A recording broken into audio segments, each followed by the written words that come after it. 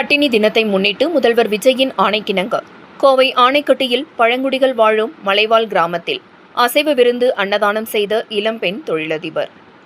கோவை ஆணைக்கட்டியில் பட்டினி தினத்தை முன்னிட்டு முதல்வர் விஜய் அவர்களின் ஆணைக்கிணங்க பழங்குடிகள் வாழும் மலைவாழ் கிராம பகுதிகளில் அசைவ விருந்து அன்னதானம் செய்து பசிப்பிணியை போக்கிய தமிழக வெற்றிக் கழகத்தைச் சார்ந்த இளம்பெண் தொழிலதிபர் உமா மகேஸ்வரி.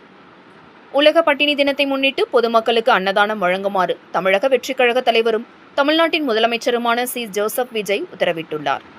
அதன் அடிப்படையில் கஸ்தூரி நாயக்கன்பாளையம் பகுதியைச் சார்ந்த இளம் தொழிலதிபரும் தமிழக வெற்றிக் கழக தொண்டருமான உமா மகேஸ்வரி கோவை ஆணைக்கட்டி மலைப்பகுதியில் வாழும் மலைவாழ் பழங்குடிகளுக்கு அசைவ விருந்து வழங்கினார். பழங்குடிகள் மட்டுமின்றி அப்பகுதி வழிப்போக்கர்கள், வாகன ஓட்டிகள் உள்பட 1500க்கும் மேற்பட்டோருக்கு சிக்கன் பிரியாணி அன்னதானம் வழங்கினார்.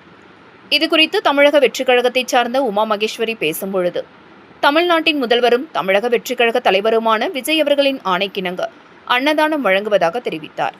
பசி எனும் கொடுமையை நாட்டில் முற்றிலுமாக அகற்ற வேண்டும் என்ற முதல்வர் விஜய் அவர்களின் உன்னதமான நோக்கத்திற்கு உறுதுணையாக இந்த அன்னதானம் சேவையை செய்வதாக தெரிவித்தார்.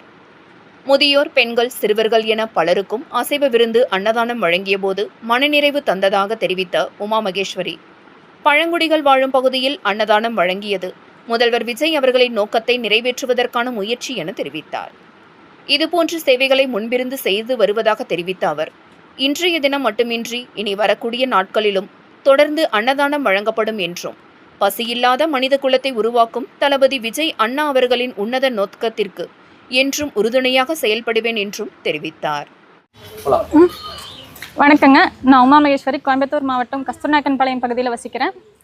தமிழக முதல்வர் விஜயண்ணாவோட ஆணைக்கிணங்க இன்றைக்கி உலக பட்டினி தினத்தை முன்னிட்டு நாங்கள் அன்னதானம் வழங்கலான்னு சொல்லி முடிவு பண்ணியிருந்தோம். அண்ணாவோட வேண்டுகோளுக்கு இணங்க நம்ம கோயம்புத்தூர் மாவட்டம் ஆணைக்கட்டி மலைவாழ் பகுதியில் வசிக்கிற மக்களுக்கு உணவு வழங்கலான்னு சொல்லிட்டு நாங்கள் முடிவு பண்ணி இங்கே ஒரு 1000 பேருக்கு நாங்கள் இன்றைக்கி உணவு வழங்கியிருக்கோம். பசிங்கிறது ரொம்ப கொடுமையான விஷயம். அது யாருனாலையுமே அது ஃபுல்ஃபில் பண்ண முடிய மாட்டேங்குது. முடிஞ்ச அளவுக்கு நீங்கள் எல்லாத்துக்கும் உணவு இது பண்ணுங்கள். பசி இல்லாத ஒரு உலகத்தை உருவாக்கணும். அதுதான் நம்மளோட தளபதியோட நோக்கம். அந்த நோக்கத்துக்கு இணங்க நாங்கள் தமிழக வெற்றிக் கழகத்துக்கு நாங்கள் உறுதுணையாக இருப்போம். என்ன எப்படி ப்ரிப்பேர் பண்ணீங்க? எவ்வளோ ப்ரிப்பேர் பண்ணீங்க? என்னென்ன நாங்கள் ப்ரிப்பேர் பண்ணது நாங்கள் ரெகுலராக எப்போவுமே பண்ணிகிட்டு இருக்கிறது தாங்க. இந்த வாட்டி தளபதியோட ஆணைக்கிணங்க இன்னும் கொஞ்சம் ஸ்பெஷலாக பண்ணலான்னு சொல்லிட்டு, சரி நான்வெஜ் பிரியாணி கொடுக்கலாம் அப்படின்னு சொல்லிட்டு சிக்கன் பிரியாணி ரெடி பண்ணோம். நாங்கள் ஒரு 1000லேருந்து 1500 மெம்பர்ஸ்க்கு நாங்கள் பிளான் பண்ணியிருந்தோம். ஆனால் எக்ஸ்பெக்ட் பண்ணதை விட க்ரௌட் வந்திருந்தது. நாங்கள் முடிஞ்ச அளவுக்கு எல்லாத்துக்குமே சிறப்பாக பண்ணி கொடுத்துருக்கோங்க. அன்னதானம் எந்த அளவுக்கு ரொம்ப முக்கியமானதாக நீங்கள் பார்க்குறீங்க? பசிங்கிறது ரொம்ப கொடுமையான ஒரு விஷயங்க. பசி இல்லாத ஒரு மனிதர்கள் தான் வேணும், மனித இனம் வேணும் அப்படிங்கிறது தான் எங்களோட எதிர்பார்ப்பாக இருக்குது. பசி இல்லாத ஒரு உலகத்தை உருவாக்கணும் அப்படிங்கிறதுக்காக நாங்கள் எங்களால் முடிஞ்ச எந்த கான்ட்ரிபியூட் பண்ணணும் அப்படிங்கிறதுக்காக தளபதியோட வேண்டுதல் கிணங்க நாங்கள் இந்த இது பண்ணியிருக்கோம். மலைவாழ் மக்கள் பகுதியை நீங்கள் தேர்ந்தெடுத்தீங்க? மலைவாழ் மக்கள் தேர்ந்தெடுத்ததுக்கு காரணம் இங்கே ரொம்ப கஷ்டப்பட்டுட்டு இருக்காங்க. நிறைய குழந்தைங்க இருக்காங்க. வெளியே போக முடியாத சூழ்நிலைகள் இருக்குது. அவங்களுக்கு வருமானமும் கொஞ்சம் பின்தங்கி இருக்கிறதுனால இங்கே கஷ்டப்படுறவங்களுக்கு கொடுக்கணும் அப்படின்னு நாங்கள் பிளான் பண்ணியிருந்தோம். ஏன் நான்வெஜ் கொடுத்தீங்க? எல்லாருமே எல்லா உணவும் சாப்பிட்ருக்க மாட்டாங்க இல்லைங்க. அதனால ஒரு வேளையாவது எங்களால் இது முடியணும் அப்படிங்கிறதுக்காக நாங்கள் இது கொடுத்துருக்கோம். நீங்கள் பெரியவங்க எல்லாமே வாங்கினாங்க. அவங்க வாங்கிட்டு போய் சாப்பிட்டாங்க. அது எந்த அளவுக்கு நிறைவான உணவு பார்க்குறீங்க? அவங்க பெரியவங்க, குழந்தைங்க, சின்னவங்க, பெரியவங்க யாருமே ஒரே இதாக நிற்கும்போது எல்லாருமே அந்த உணவு சாப்பிடும்போது எங்களுக்கு ரொம்ப மனநிறைவாக இருந்தது. ஏன்னா கஷ்டப்படுறவங்க பெரியவங்க சின்னவங்க கிடையாது. பசிங்கிறது எல்லாத்துக்குமே ஒன்று தான்.